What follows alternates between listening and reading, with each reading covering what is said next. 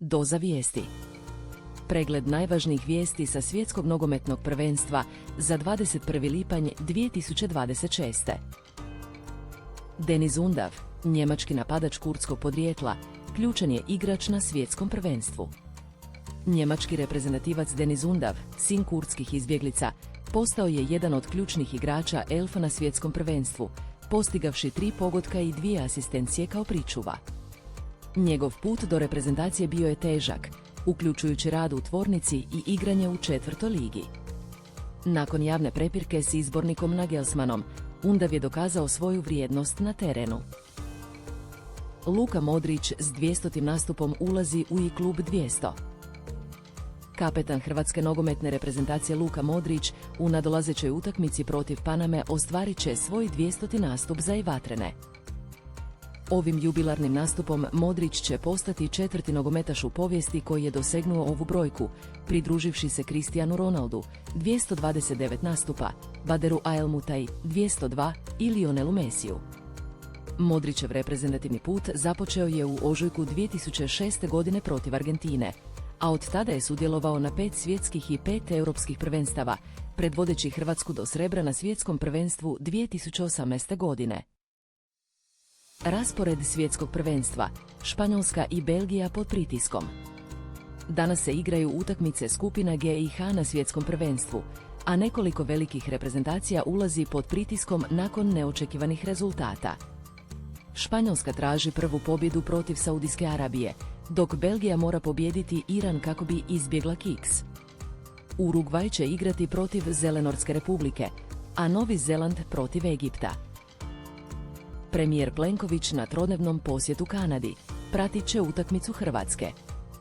Premijer Andrej Plenković od ponedjeljka 22. lipnja boravi u trodnevnom službenom posjetu Kanadi.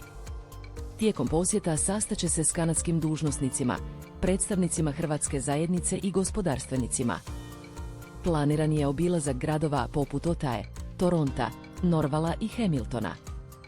Premijer će također pratiti utakmicu hrvatske nogometne reprezentacije protiv Paname na svjetskom prvenstvu. S njime putuju i 2 ministra. Rezultati svjetskog prvenstva. Kjuras priredio senzaciju, Njemačka osvojila skupinu. Tijekom noći odigrane su 2 utakmice svjetskog prvenstva. U jednom od susreta, Kjuraso je ostvario iznenađujući rezultat, priredivši senzaciju. U drugoj utakmici, Njemačka je preokretom osigurala prvo mjesto u svojoj skupini. Detalji o protivnicima i konačnim rezultatima nisu navedeni. Legenda vatrenih na tribinama utakmice Japana. Japanska nogometna reprezentacija svladala je Tunis rezultatom 4:0 na stadionu BBVA u Montereu.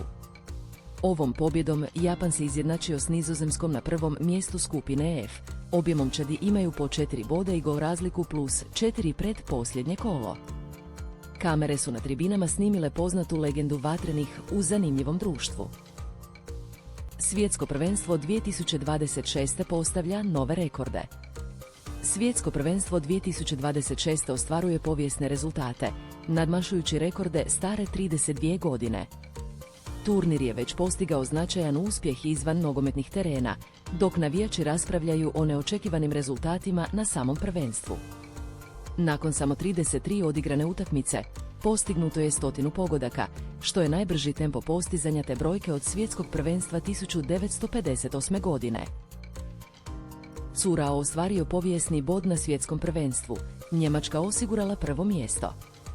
Nogometna reprezentacija Curaa osvojila je prvi bod u povijesti na svjetskom prvenstvu 2026. godine remiziravši bez pogodaka protiv Ekvadora.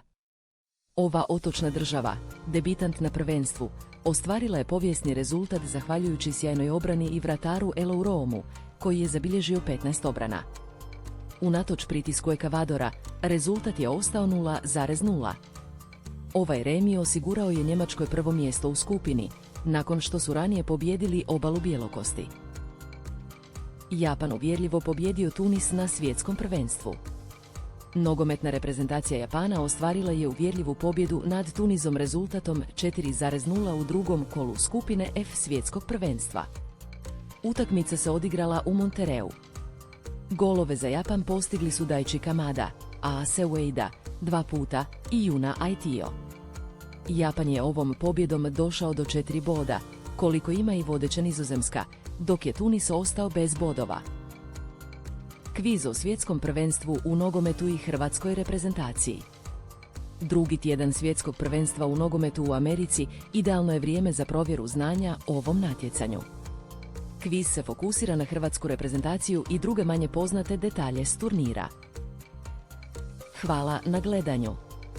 Pretplati se za dnevnu dozu vijesti i posjeti Doza News.